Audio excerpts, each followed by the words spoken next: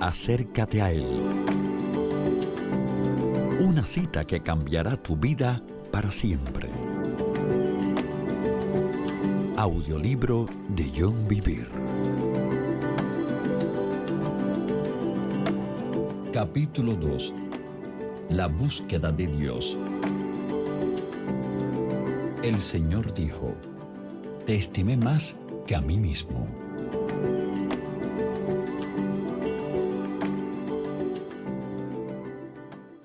La Biblia comunica temas importantes. Estas verdades corren desde Génesis hasta Apocalipsis. Uno de estos temas es el deseo apasionado de Dios por el hombre y su búsqueda de él. Es un hecho. Dios desea acercarse más a nosotros de lo que nosotros queremos acercarnos a Él. De hecho, nos anhela. Lee Santiago 4:5. La palabra anhelo significa desear intensamente. Este ha sido el clamor de su corazón desde el principio de los tiempos.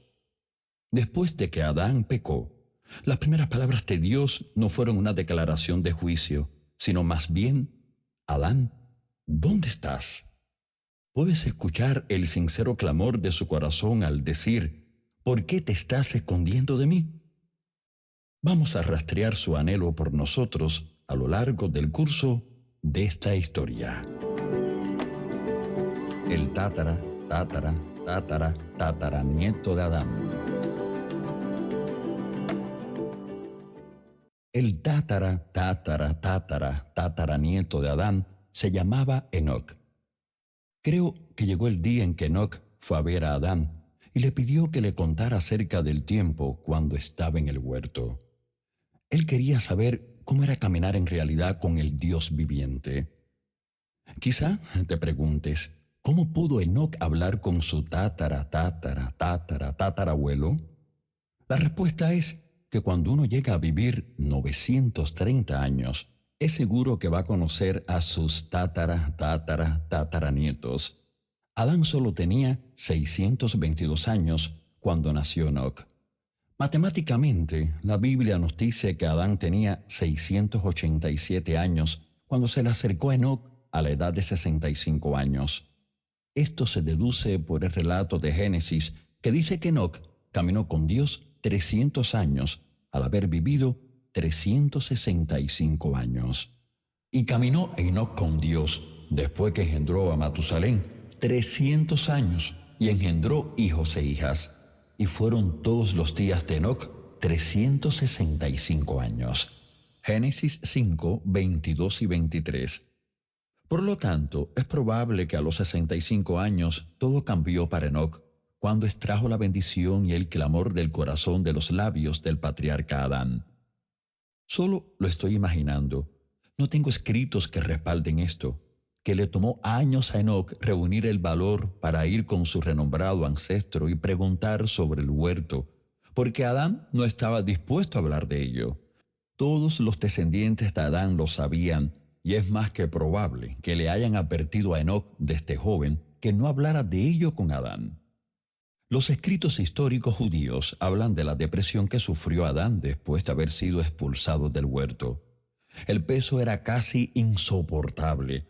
Algunos escritos relatan cómo Adán y Eva se sentaban en cuevas oscuras, incapaces de mirarse por la vergüenza de lo que sucedió. Adán había perdido su esplendor. Una cosa es escuchar la promesa de caminar con Dios, pero es otra completamente distinta el haber perdido la realización tangible de morar en su gloria. Adán había sufrido una pérdida inefable, pero Enoc se esforzó y tomó el antiguo relato de quebranto del corazón de Adán y lo mezcló con fe y expectación. Aunque hubo generaciones que murmuraron su decepción por la pérdida de Adán, Enoc percibía una promesa: yo voy a caminar con Dios. Me imagino el encuentro entre los dos. Enoc temblaba, pero su pasión finalmente venció su temor. En medio de las sombras de la derrota, insistió y creyó en la luz de algo más.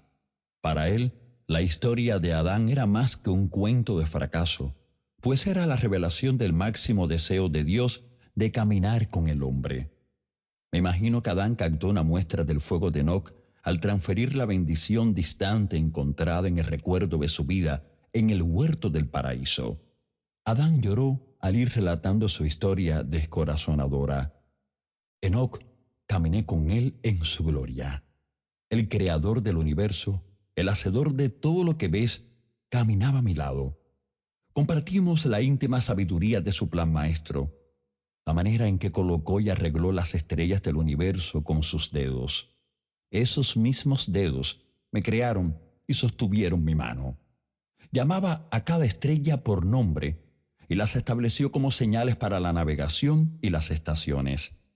Me mostró cómo equilibró la Tierra con campos gravitacionales y campos electromagnéticos y creó un clima perfecto. Me compartió el secreto de la semilla y cómo produce vida según su especie, cómo es regada por los manantiales del abismo, colocados estratégicamente a lo largo de la tierra. Enoc me confió el privilegio de ponerles nombre a los animales con más de 5.000 millones de especies. Hablamos sobre diferentes opciones, pero me dejó la decisión final a mí. Entre más hablaba Adán, Enoc se sentía más hambriento hasta que la pasión lo sobrecogió. Debía caminar con Dios como Adán. Él no sería rechazado. Enoc incluso heredó algo que Adán no. El polvo de Adán regresó a la tierra, pero Génesis nos dice: caminó pues Enoc con Dios y desapareció, porque le llevó Dios. Él dejó la tierra sin ver muerte. Enoc fue un gran profeta. Lo fue para sus días así como para nuestros tiempos. Profetizó acerca de los impostores que se levantarían en la iglesia en los postreros días, actuando como e incluso creyendo que habían sido salvos por gracia y el juicio que caería sobre ellos. Lee Judas del 1 al 15. Vio las visiones del juicio de Dios y declaró la segunda venida del Señor miles de años antes de su nacimiento virginal. ¿Por qué fue que Dios se lo llevó cuando apenas tenía 365 años? ¿Fue por su gran ministerio profético? No, fue porque él caminó con Dios. Y el libro de Hebreos nos dice que tuvo testimonio de haber agradado a Dios. Hebreos 11:5. No me malentienda. Su caminar con Dios produjo un ministerio poderoso y eficaz, pero fue su ardiente deseo por conocer a Dios íntimamente que agradó al Señor. Había tocado el anhelo del corazón de Dios, una relación íntima con Él, en la manera que Él nos desea. El clamor del corazón de Dios a lo largo de los siglos.